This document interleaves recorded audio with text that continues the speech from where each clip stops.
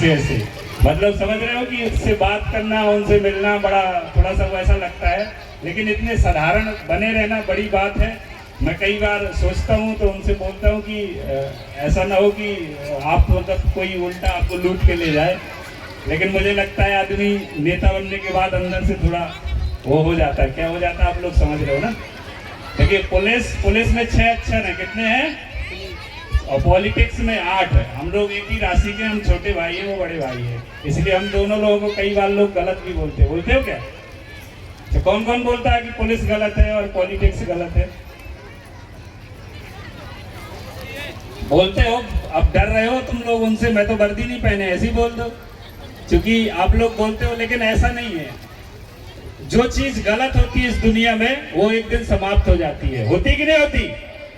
रावण गलत था तो समाप्त हुआ कि नहीं हुआ, हुआ। तो अगर पुलिस और पॉलिटिक्स से चल रही है तो अपनी सोच को बदलिए, पुलिस और पॉलिटिक्स गलत नहीं हो सकती। क्योंकि मैंने लोगों से सुना है कि ऐसा मन में, इसलिए आपकी दोनों सेवक, हमारा नारा होता है देशभक्ति जनसेवा, हमारा काम भी वही है। पर आप लोगों को क्या रहता है ना कि आप फिल्मों में देखते हो ना, फिल्मों में पुलिस को ऐसा दिखाया जाता है जैसे कुछ सिर्फ गलत ही करती हो, तो हमारे मन में नेगेटिव छवि बन गई, लेकिन ऐसा नहीं है। तो आपके मंच में जो विधायक जी बैठे, एक बार जोरदार ताली बजाइए उनके लिए। और आपके, मैंने देखा कि हमने एक जगह देखा एक विधायक जी बने, फिर वो हार गए तो पूर्व विधायक हो गए।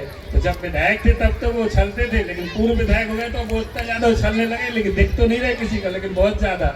लेकिन रमेश भटेरी जी बहुत सज्जन व्यक्ति हैं। जब मेरे से पहली बार मिले तो मुझे ऐसा लगा कि मतलब ऐसे लोग, इतने अच्छे सीधे और साधारण लोग यहाँ विधायक बनते, तो ये सब आप लोग बनाते हो। एक बार अपने लिए जोरदार ताली बजा दीजिए।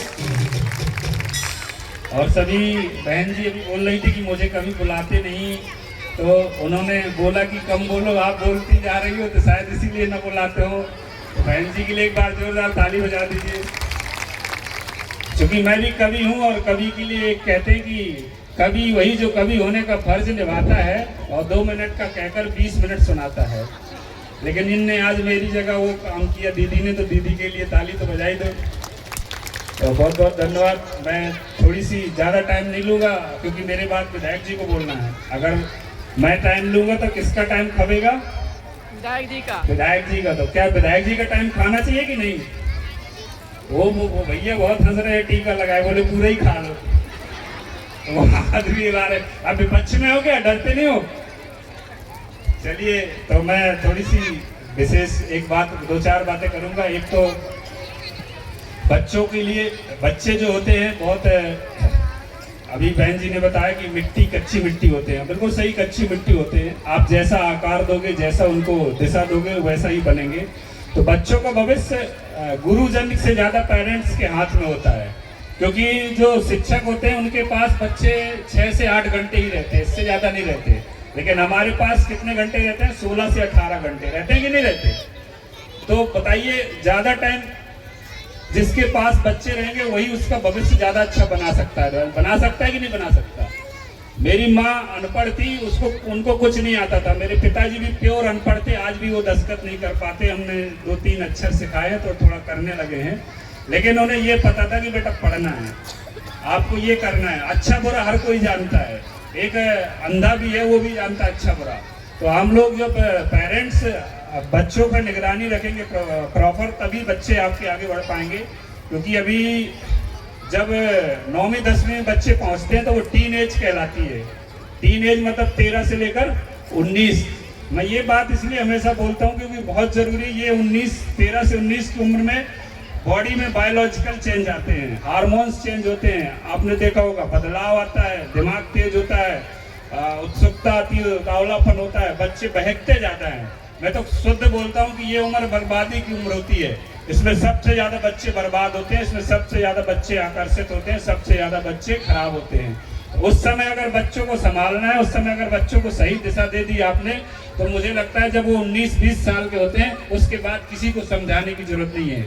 मैं डीएसपी बना तो लोग मेरे से पूछते थे कि आपने कहाँ कोचिंग की, तो मैं आज भी बोलता हूँ कि मैं किसी भी कोचिंग के दरवाजे नहीं गया, ना मैं पढ़ने गया, मैंने खुद से पढ़कर पीएससी पास की और डीएसपी बना हूँ। इसके पीछे बताता हूँ जो मैंने बोला ना कि सबसे बेसिक पढ़ाई हिंदी पढ़ना, ये 8वीं तक सिखा दिया जाता है, 5वीं तक अंग्रेजी पढ़ना ये सिखा दिया जाता है, गणित लगाना ये सिखा दिया जाता है। उसके बाद जो भी तैयारी है, चाहे सिविल सर्विस की हो, सब कुछ किताब पढ़कर बताते हैं। क्यों सर जी, आप भी तो किताब पढ़ के आते होंगे, आते कि नहीं आते? कौन है सबसे होशियार यहाँ पर टीचर? बताओ बच्चों, कौन होशियार है टीचर? नाम बताओ, कौन है सबसे होशियार? नाम बताओ सर जी का। अच्छा, वो सर जी को भी देखना, नया सवाल पूछना, वो भी बोल पढ़ के आएंगे तब बताएंगे। तो मतलब कहीं ना कहीं हम किताबों से बड़ा कोई गुरु नहीं है। तो जब बेसिक शिक्षा हमें मिल चुकी होती है और अगर बच्चे को हमने 19 साल तक संभाल लिया, तो उसके बाद वो खुद अपने पैरों पर खड़ा हो जाएगा। और टीनेजर्स बच्चों के साथ सबसे बड़ी बीमारी है। भाई साहब, मैं 2 लाइन सुनाता हूँ, ये लोग थोड़ा सा मायूस हो रहे हैं, हंसना भी जरूरी है। जरूरी कि नहीं जरूरी? वाह वाह करोगे कि हमारा मन किताबों से उचटने लगता है। वाह वाह करो, वाह वाह। अरे जिसको वाह वाह नहीं आ रहा, तो वाह वाह का उल्टा होता है हवा हवा। हवा हवा कर लेना तो योग हो जाएगा। कि हमारा मन किताबों से उचटने लगता है जब दिल किसी और से चिपकने लगता है। वाह वाह वाह वाह। और वही बच्चा कामयाब होता है जो दूसरों की गलतियों से सीखने लगता है। वाह वाह।